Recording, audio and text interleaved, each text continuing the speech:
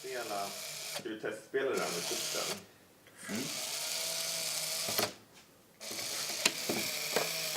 Nu har jag helt...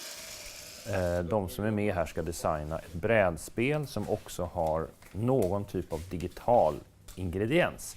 Och den digitala ingrediensen i det här fallet är såna här små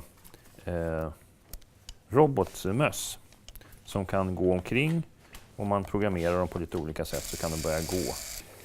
Målgruppen är mellanstadiestudenter och deras lärare.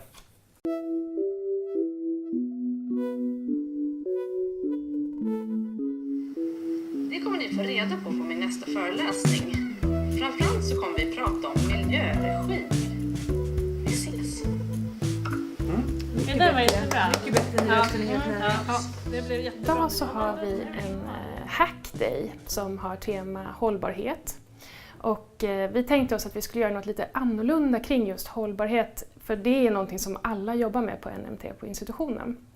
Så då kom vi på att vi skulle försöka ha ett slags kreativt evenemang där man i grupper skapar eller tar fram idéer och försöker liksom göra lite prototyper eller vad man ska säga kring hållbarhet. Och sen är det en tävling, så i slutet så har vi en jury som delar ut pris då för bästa idéer av olika slag.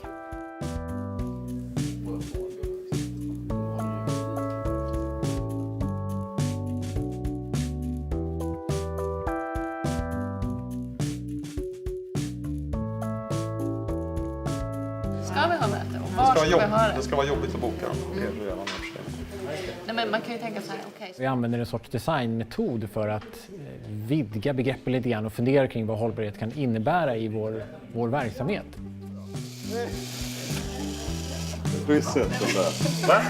Men varför? Du gick 2 steg. Vänta. Du får inte flytta i varför. Nu har du åkt. Det här är en kursplan. Och det här är så som vi ofta börjar när vi ska göra om. Vår vision med vårt koncept. Målet är att under de här 6 veckorna försöka minska avfallet som är 50%. Jag ledde en grupp lärare, hjälpte dem med Kaltura-programmet och vi gjorde en film som skulle vara som en teaser för en av lärarnas föreläsning. De var jättefina och det var väldigt kul, det var väldigt positiv stämning. De hade bra idéer, vi körde på liksom. Det gick undan och vi fick ett bra resultat. Jag tror att det är mer ett flytande begrepp. Det är nationalstaten.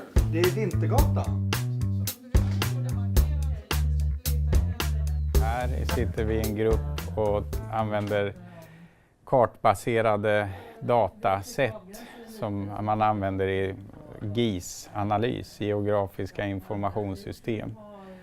Och vår projektidé det är att utveckla ett litet verktyg så småningom där man kan mäta eller få reda på hur man bäst tar sig ut i naturen med sin elcykel. Det är ett verktyg som ska ge en bot för räckviddsångest för elcyklister.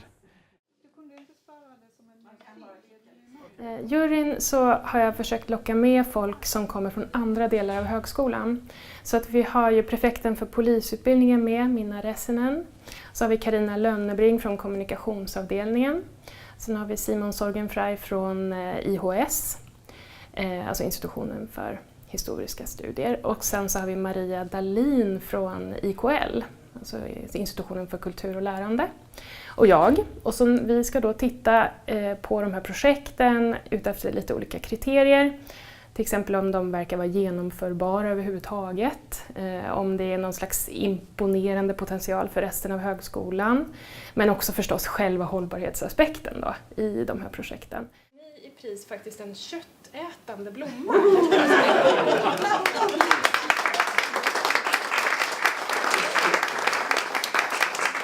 Och sen har vi också ett tröstpris för liksom totalt havererat projekt. De ska också få någonting för det. Ja, och i det här tröstpriset så får man lite växtnäring.